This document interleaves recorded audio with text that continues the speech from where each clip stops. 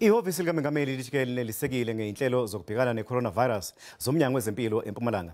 IPhini likaNgqongqoshe ehhovisi likaMengameli uThembi Siweya namhlanje livakashele isibhedlela iEvander eSecunda ukuyobheka ukuthi zihamba kanjani izinhlelo zokunqanda ukusabalala kwaleli gciwane.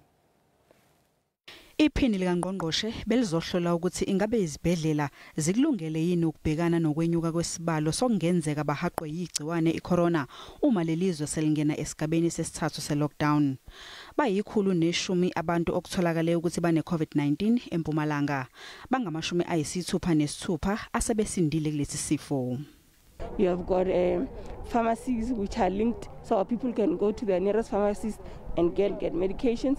You also have a program where if you have got a chronic disease, you don't have to come every month.